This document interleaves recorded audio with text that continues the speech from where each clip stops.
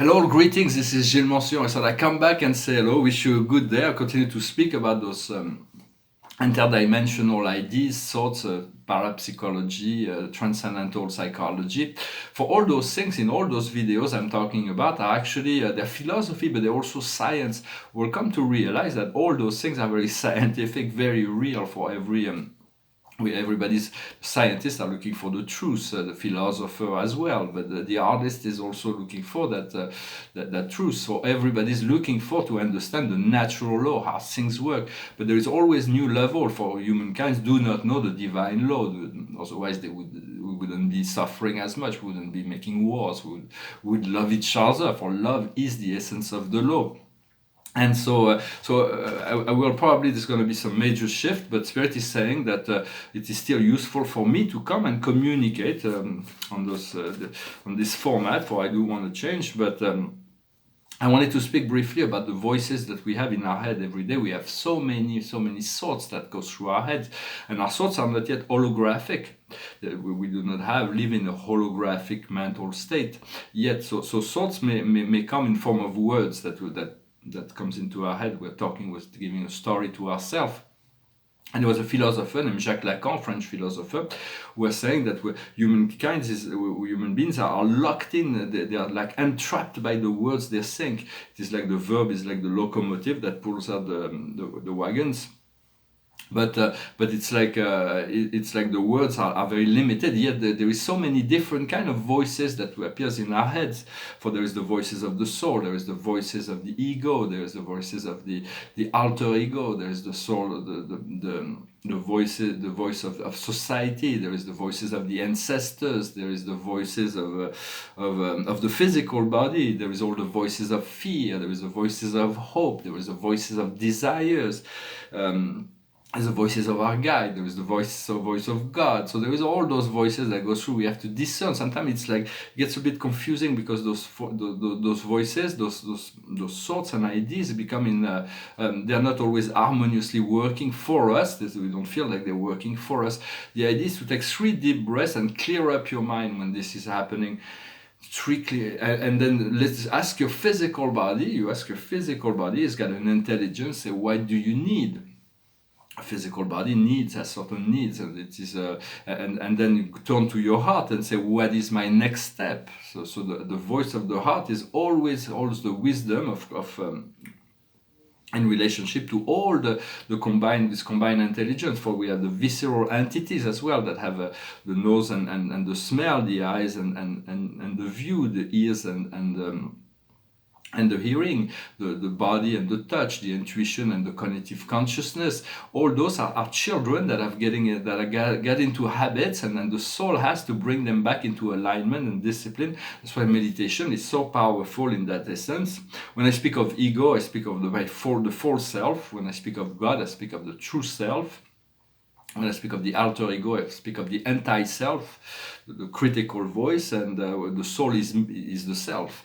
And the soul knows itself, the soul as an eternal being of divine light knows itself, its identity is within God. For that, some things we have forgotten, we do not know. We do not know that, we have forgotten, but we're remembering. And sometimes those voices that I have in my head, they're pushing my buttons. They're like, they're projecting negative scenario in my head. And sometimes I fall into it. I fall prey to self-criticism and negative judgment in relationship to myself. But less and less. For now, I'm trying to detach from all that and realize that those voices, there's the voices of fear and the voices of hope, the voices of desires, the voices of love. So it's about following the highest voice, the highest vision, and to clear up as much as possible through deep breathing. And that's why meditation is very, very essential to take the time to slow down the mental process and to become in a receptive mode. What we seek is to extricate ourselves from the old patterns, the old ways, but it's like this 3D. It's like a sticky substance that is like we're living, but then poof, it pulls us back, and it's like so it's part of the process. Eventually, we'll find freedom from that. For the universe is assisting. And Mercury is retrograding right now in Scorpio. Very soon, the Sun will move into will move out of Scorpio into Ophiuchus and Sagittarius, and then Mercury will follow in a week from now. Communication should come easier. I'm going to pull a few cards from the Akash to see what maybe the reflection we get today. The highest wisdom is the angel. It's connecting to the angelic realm. The angelic realms are a realm of grace, of ease, of knowledge, of wisdom. They will connect to the angel, ask the angel to bring you into their frequency, to come to assist you, to assist you in your life, to give them permission to work more efficiently with you. What we need to understand is trust and faith. The more we trust, the more we have faith, the easier things will go. What we need to do is spirituality and religion, is to stay focused on the unity of life, on the one light. Everything is connected by this one light, come from this white light, and so it's about following whatever. Nobody knows better than you what is your way. So do not let anybody tell you what spirituality is. What just follow your own heart, and the outcome is finance. So it is like finance. There is money is good. It's like religion, and it's like a lot of people we've been taught that in order to be spiritual, we cannot have money, we cannot have sex, we cannot eat meat, we cannot drink wine. All those things of the earth are perfectly fine. We need to connect to the abundance on all level of all those things, keeping balance and moderation, of course, but do not let anybody tell you what is good for you. Just follow your heart will tell you, your body will tell you if something is not good for you. For instance, for me, it's like I know that coffee is not good for me, but alcohol is acceptable. Yet I don't drink that much. I don't drink every day. Once in a while, I drink a glass of wine. It's completely acceptable. But because it clouds my head, I don't really like the effect of alcohol. But it's completely acceptable, because if I was an alcoholic, my body would tell me you have to stop that. But coffee is something I really like, and I have these habits, but I have to give it up. So my salvation right now in that level is tea. I drink a lot of tea. Non-chemical free, because when you want to use as much as possible chemical free products, because when you drink a lot of something, if there's chemicals, it goes through your body. So it's like but it's about understanding it's okay to eat meat if you feel like you want to eat meat. It's okay to drink wine, it's okay to have sex, it's okay to have plenty of money. All those things are not disconnected from spirituality. For spirituality is a whole englobes all things. As long as you do not hurt anybody, everything is perfectly fine. You want to keep things in balance and not to be excessive within.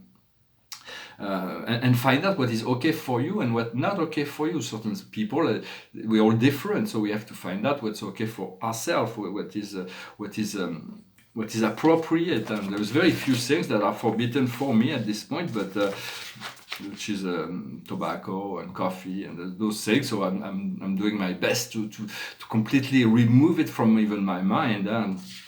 But a lot of other things may not be just fine. Everything else is fine. So it's about feeling out, knowing what's okay for you and what's not okay for you. What's to exist within the law. When you're in the law, for even if something's okay for you, if you go into excess, the law will tell you, your guidance will tell you, and you want to keep things in balance in order to be in full appreciation, but not to reject anything. For life was created for our enjoyment in truth, and so it's about reconnecting to the abundance of money, the abundance of joy, the abundance of connection, the abundance of pleasure. Yet pleasure is a bit different than happiness. In Plato's philosophy, happiness can only be gained through virtue, and when pleasure can be attained through vice. So it's about discovering always new forms of pleasure to keep enjoying yourself without self-judgment, yet keeping things in balance and knowing what's right and wrong for you in each given moment, following your inner guidance. Well, I just hope this message was interesting. I also wanted to speak about the DNA. DNA is something very real, very essential. We only know 3%. We believe only 3% makes up. For those 3% makes up all our psychology, our physical appearance, our genetics, for all our ancestry. And within those 3%, there are billions of codes.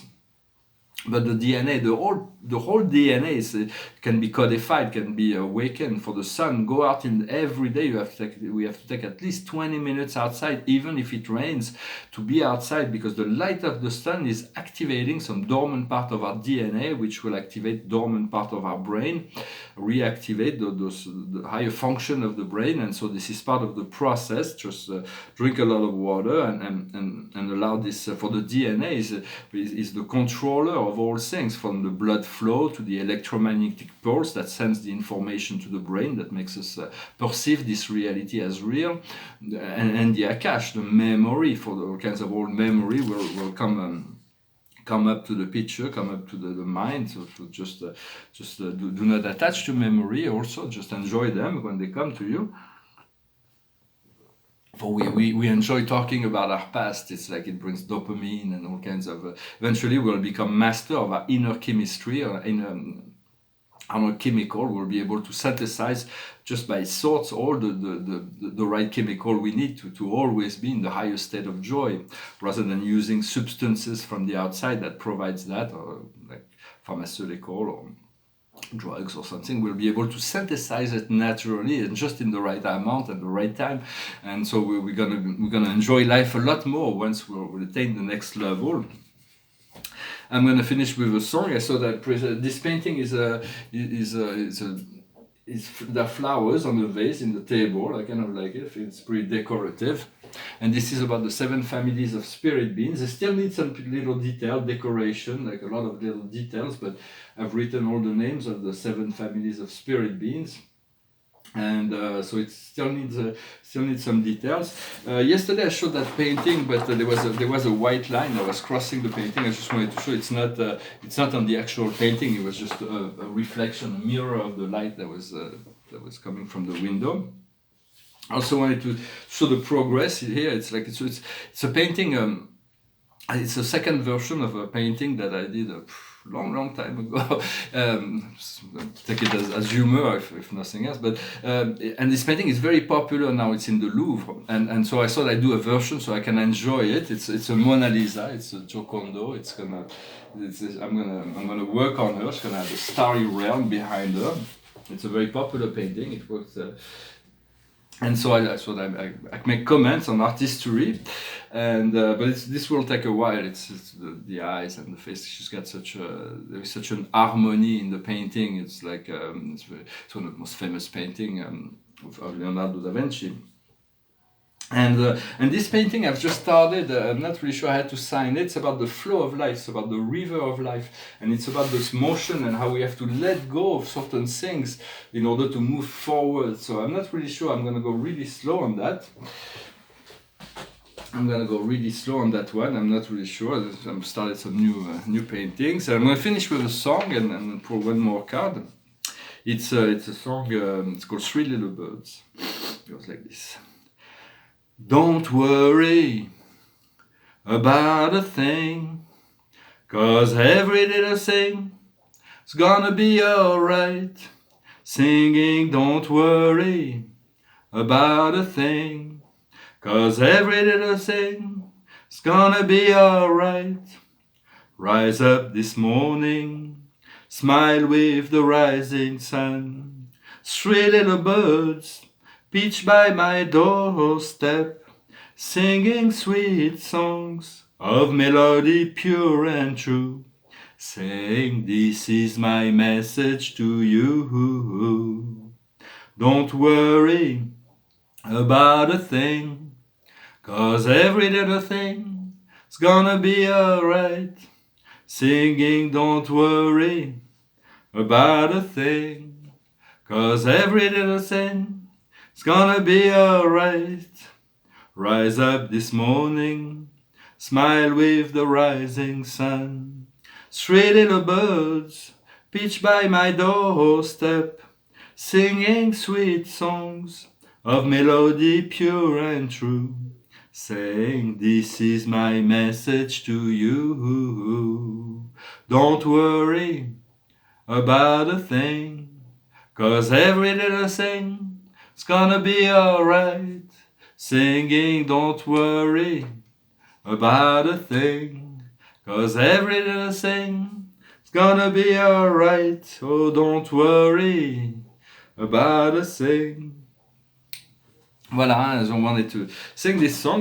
Birds are the best singers. They're very magical beings that in Egypt, most of the Egyptian gods have chosen to incarnate in the form. They were humanoid, but they had a bird form, like Thoth, the Ibis, master of wisdom, or Horus, the Hawk, or even Ra, the sun god. That they were they were hybrid beings. For those who may come into your vision, they may come to assist. They're very powerful masters, master of light, and eventually they will come down onto the earth in the physical plane. But it will take a while before humanity is ready to accept those beings, those higher beings.